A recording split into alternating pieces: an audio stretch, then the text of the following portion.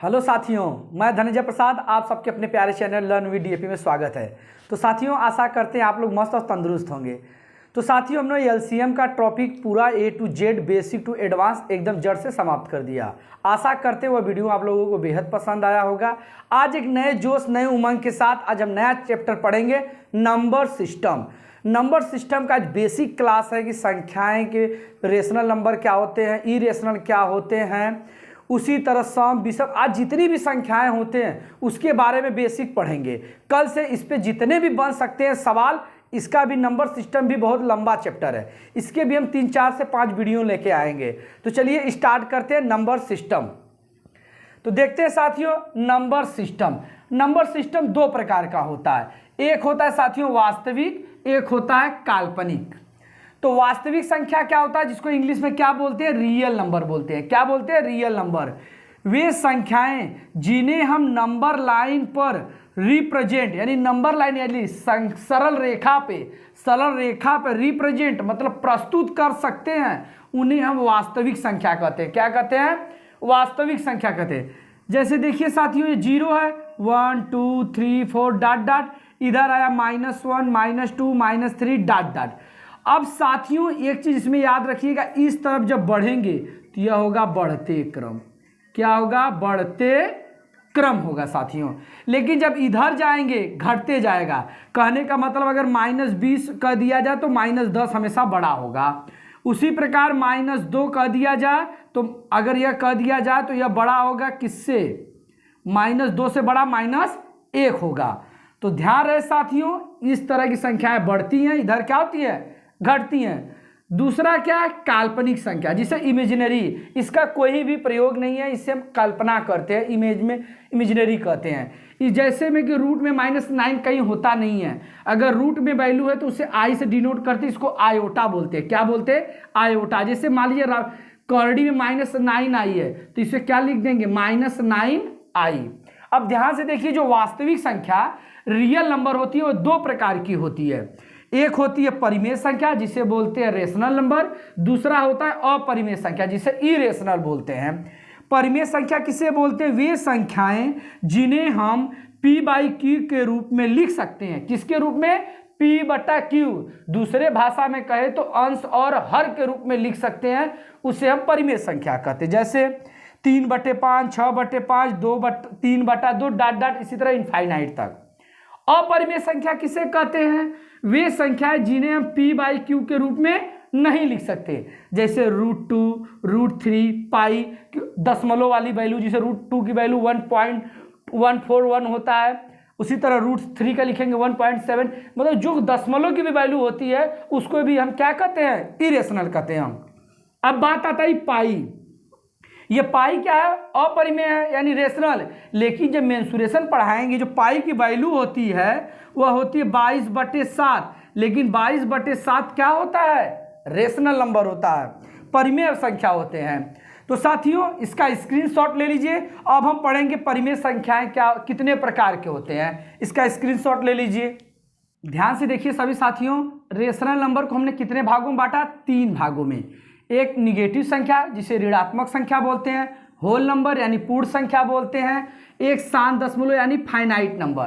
तो ऋणात्मक संख्या क्या होती है, ऋणात्मक संख्या साथियों जिसके सामने यह चिन्ह लग जाता है या साइन लग जाता है माइनस, उससे हम ऋणात्मक संख्या बोलते हैं। जैसे -5/2, -4, -3/2, -9/2, जिसके आगे माइनस लग गया वो सारी की सारी संख्याएं क्या कहलाती हैं, ऋणात्मक संख्या कहलाती हैं। शांत दशमलव संख्या किसे कहते हैं, जैसे देखिए साथियों 0.2, दशमलव हटाएंगे 2/10 हो जाएगा, काटेंगे 1/5, यह हमारा क्या है 1/5 यानी p/q के रूप में हो गया। यह हमारा क्या कहलाया, रेशनल नंबर। 0.3626 यानी 26/100, यह भी हमारा परिमेय संख्या है। 0.9999 इसी तरह लगातार चलता गया तो उसे हम क्या कहते हैं, 9.9 के ऊपर जब किसी भी नंबर के ऊपर हम यह लगा देते हैं इसे बोलते हैं बार। क्या बोलते हैं, बार। जब बार हटाते हैं तो उसी संख्या के नीचे जितनी संख्या पर रहती है वह संख्या के बट्टे 9 कर देते हैं।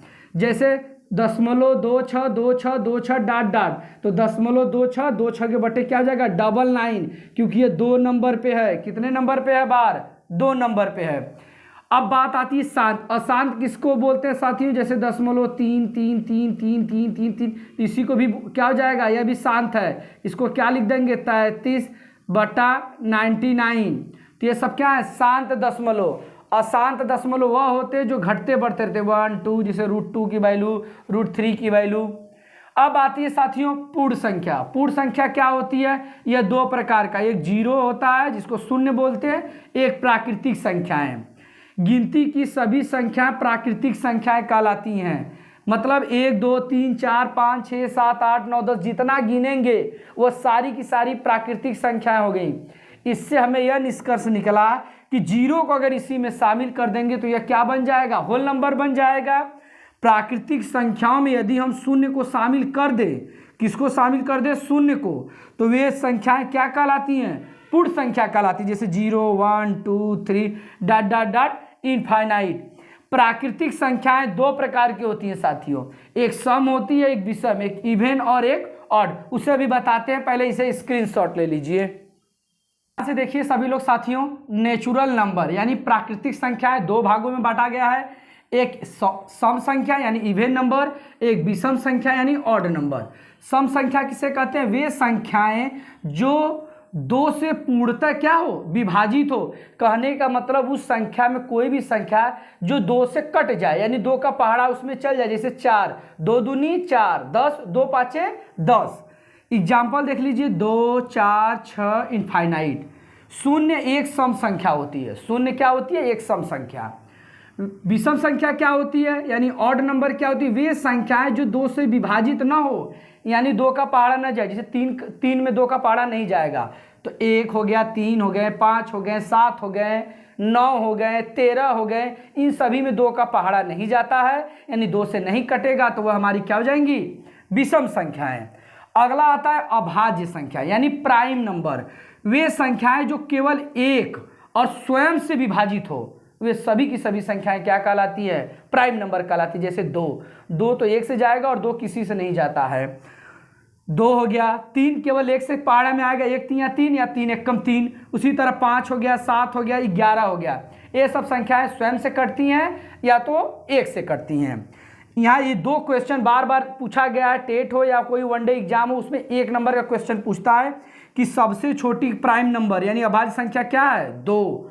और दूसरा उसी में घुमा देता है कि सबसे छोटी एकमात्र सम संख्या क्या है? अभाज्य, वो है 2।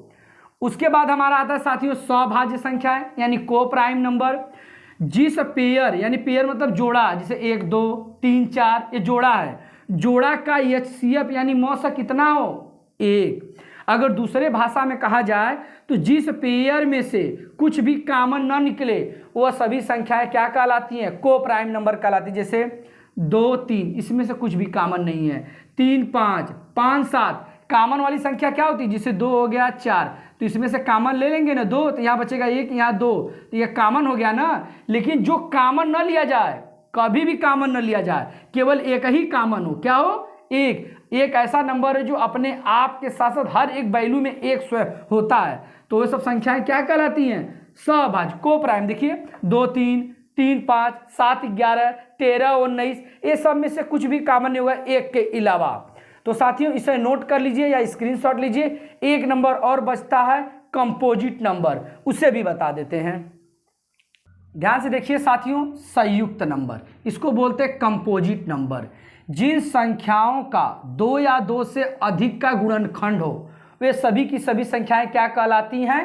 कंपोजिट नंबर यानी संयुक्त नंबर। जैसे 4 6 10 12 14। जैसे देखिए 12 को देखिए, 12 2 से भी जाएगा, 3 से भी जाएगा, 4 से भी जाएगा, 6 से भी जाएगा, 12 से जाएगा।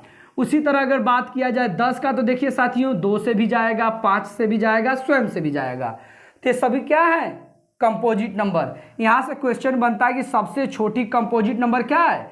4 होती है। और एक क्या है? एक न अभाज्य संख्या है न ही संयुक्त नंबर है, यानी न प्राइम नंबर है न कंपोजिट नंबर है। लेकिन हमने एक और चीज बताया था, शून्य। शून्य क्या है? सम संख्या है। अगर आपसे कोई पूछ दे शून्य सम संख्या है तो कैसे है, आइए उसे प्रूव करके आपको दिखा देते हैं कि शून्य कैसे प्राइम नंबर है। ध्यान से देखिए, अगर ध्यान से देखिए साथियों, अगर हम कोई सम संख्या लेते हैं, मान लीजिए कोई हम 2 सम संख्या लेते हैं, इसी में एक सम संख्या जोड़ देते हैं तो क्या आ रहा है? 6। तो यह हमारा क्या है? सम ही है। यह क्लियर है। अगर कोई सम संख्या यानी 2 सम है, उसमें कोई इवन नंबर जोड़ते हैं तो वह क्या आता है? विषम आता है, यानी विषम संख्या आती है। यह भी क्लियर है। अगर किसी विषम संख्या में एक विषम संख्या जोड़ते हैं, विषम संख्या में विषम जोड़ते हैं तो हमें क्या मिलता है? सम संख्या मिलता है। तो यहाँ एक ध्यान से देखिए, सम संख्या में सम जोड़ रहे हैं तो सम मिल रहा है, सम संख्या में विषम जोड़ रहे हैं विषम मिल रहा है, अब विषम में विषम जोड़ रहे हैं तो सम मिल रहा है। अब हम 0 रख के देखते हैं। अगर हम यहाँ सम में हम 0 रख दें तो 2 में 0 जोड़ेंगे तो भी 2 आएगा, यानी सम आ रहा है। एक इसमें अगर विषम मान के रखते हैं, 0 को मान लेते हैं विषम, तो भी क्या आ रहा है? 2 ही आ रहा है, यानी हमारा 2 में 0 जोड़ रहे हैं तो भी हमारा विषम आ रहा है। 3 में रख के अगर 0 जोड़ रहे हैं तो विषम आ जा रहा है। क्या जा रहा है? विषम। तो इससे यह साबित होता है साथियों कि शून्य हमारा क्या है? एक सम संख्या। तो साथियों यह हमारा बेसिक क्लास था, एकदम डिटेल संख्याएं क्या होती पूरे हमने डिटेल बता दिया, सम विषम प्राइम कंपोजिट सारे।